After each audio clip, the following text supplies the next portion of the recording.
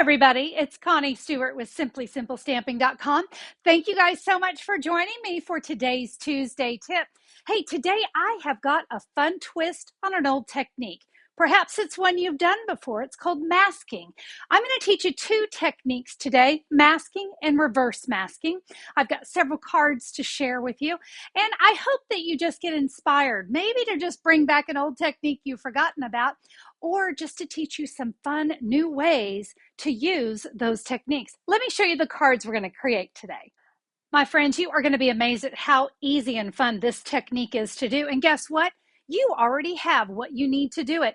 Yep, it's called junk mail, copy paper, maybe a used piece of grid paper. All of that's going to work great. We're going to be able to use that to create our masks and our reverse masks.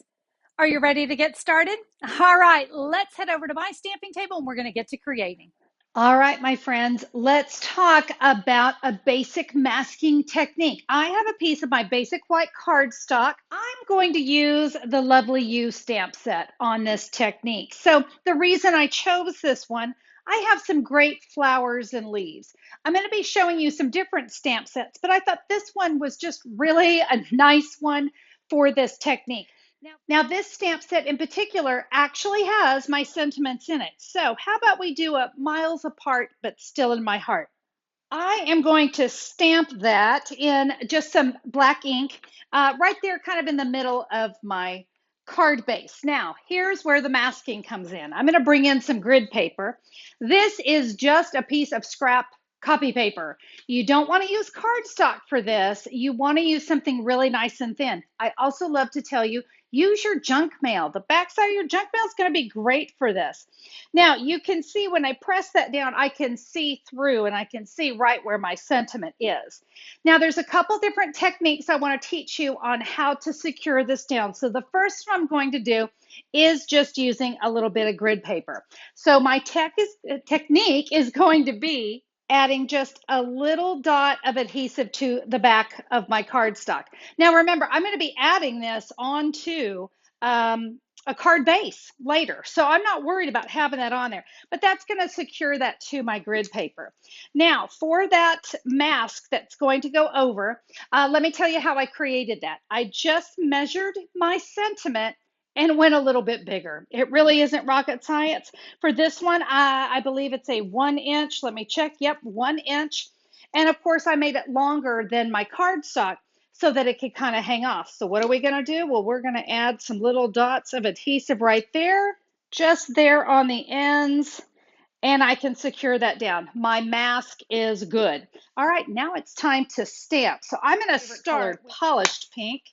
And then I'm going to use the flower. Now, when I stamp this, you can see the mask is going to keep that stem from touching my sentiment.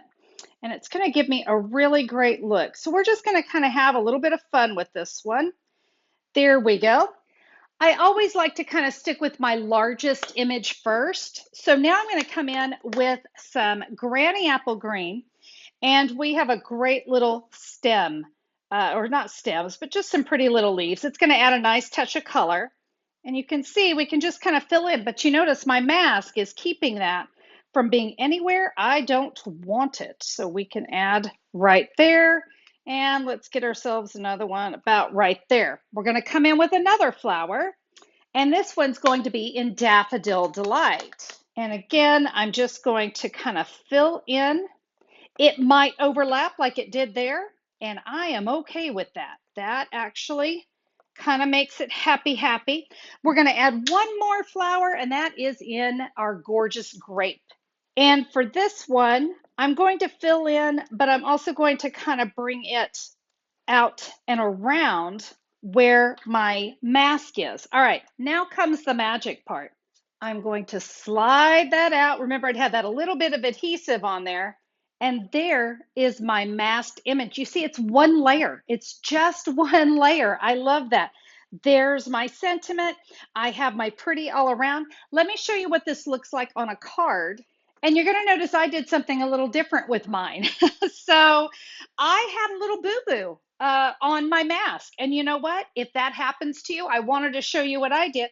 I took an 1/8 of an inch strip of black cardstock and I just put that right where my mask sat. So right here and here. So it's a great way if something goes wrong, you can fix it. But I thought the card was so awfully pretty. Oh, look, let me show you my new favorite gem. Yes, my new favorite bling. That is the silver and clear epoxy essentials. Aren't those so pretty? And I just added those to my card.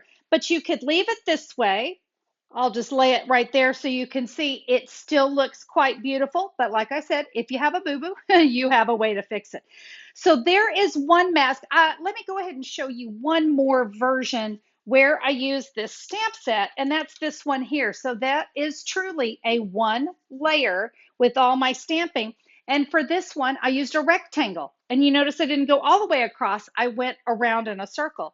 So you can see there's my mask, and I did that with my stitched rectangle dies, and I just cut out copy paper. And yeah, you just, now this one, of course, couldn't tape it down, right? So you're just going to hold it in place as you stamp, okay?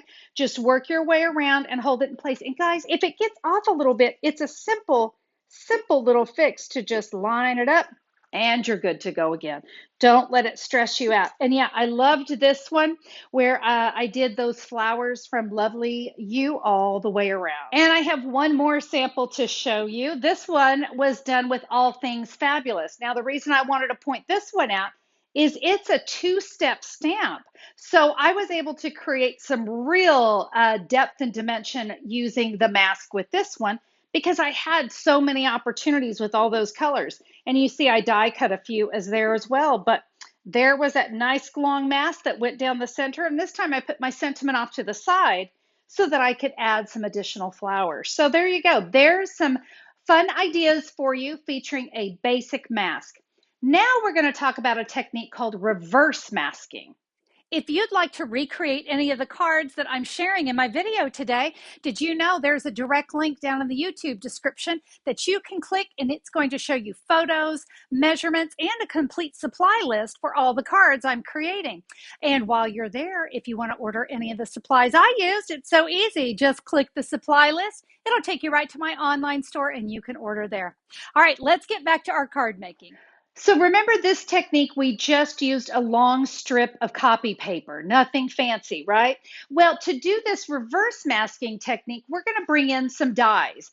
I'm going to use circle dies for this one. And what we're going to do is we're going to take a die, whichever size you want. I'm going to go with the largest circle. And I have my piece of basic white cardstock and a piece of copy paper. Now my copy paper is 4 1/4 by 5 1/2, so 1/4 of a sheet. And my cardstock here is a little bit smaller. It's 4 by 5 1/4. So what I'm going to do is I'm going to take that circle die and my copy paper. Remember, junk mail works too. I'm going to center that up right like that, and I want to create a mask that this is the reverse. We're going to use the outside as the mask, and the inside is where we're going to add our ink. So let me go run this through my die cutting machine, and this is what we have remaining. So to do the reverse technique, remember how at the beginning of the video I said I wanted to teach you a couple different methods? Here is another method. This is a great use of your Stamparatus. I love using my Stamparatus for this technique.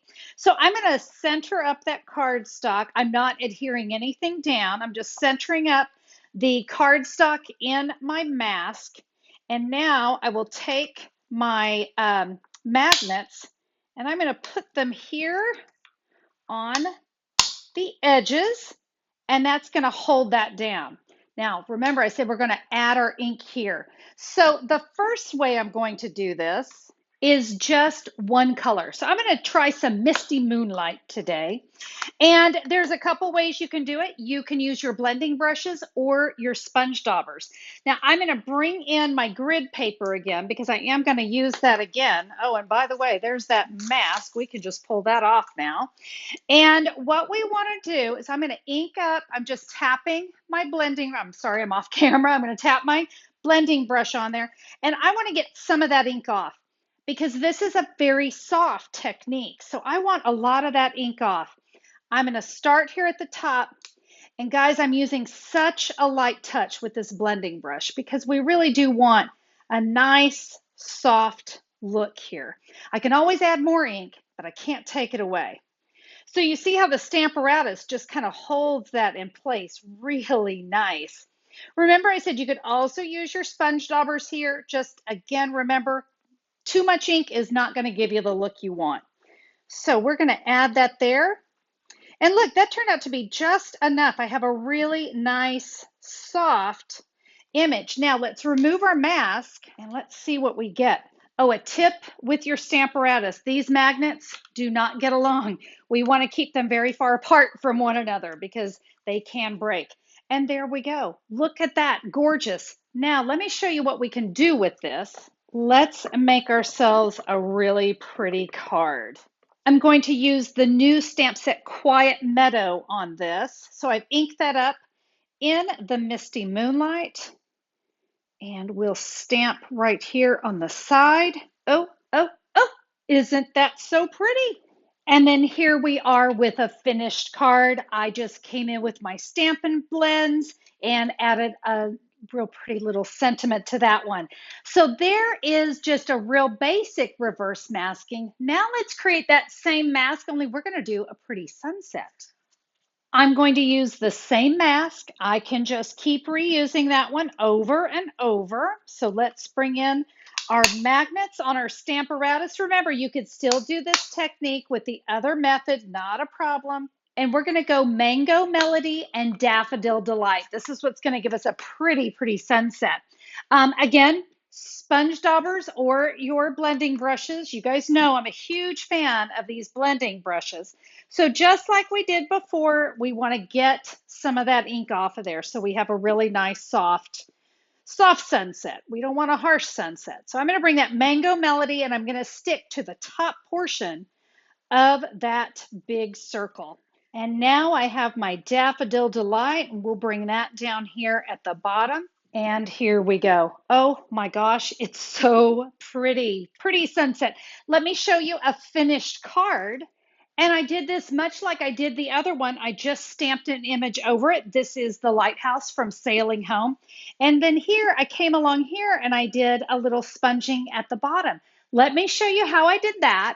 I did that with the masking technique. Yep, so I took that circle that I die cut from my copy paper, remember? So let me show you how we're going to do that. Bringing my Stamparatus back in, I'm going to lay that circle right on top, just one magnet. Remember, these don't like each other, so we don't want to put them next to each other. Now we're going to bring in some Night of Navy. Oh, you know what? My Misty Moonlight's already out. Let's go ahead and use that. So just like we did, we're going to ink it up, dab some of that off, and we can come in here and we're just going to add some water underneath that mask. And I'm going to be able to stamp right over this. If you stamped first, that's fine too. Either way is good. But we're just going to add this nice soft blue. And so now when we remove this mask, we get something gorgeous like that. I stamp my lighthouse. I add my, I did a sympathy card with this one. And it's very clean and simple. No bling, no ribbons, no embellishments, just a nice, soft, pretty sympathy card. So there we are again with our masking techniques. And remember, you can do strips of cardstock. You can use die cuts.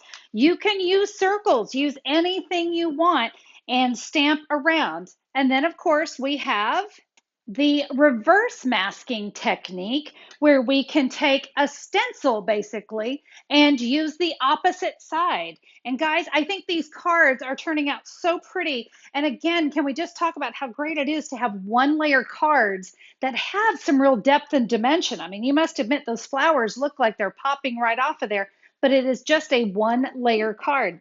And even though these are technically one layer cards, I did like to add a little pop underneath and a one layer card, but I added some embellishments with some die cut flowers. And remember, there's always the boo boo method. If anything messes up, you can simply just give yourself a nice little border right where there were any mistakes. There's no mistakes in stamping, am I right? And that, my friends, is the masking and reverse masking technique. Thank you all so much for joining me today. I hope you enjoyed the technique. If you did, I would love a thumbs up on YouTube. And if you haven't subscribed, take a moment to become a subscriber. There's a great big red subscribe button waiting for you to just go click, and YouTube will let you know whenever I'm back with a new video. We'd love to have you join us. Thank you again for being here, my friends. Can't wait to stamp with you again soon. Bye-bye.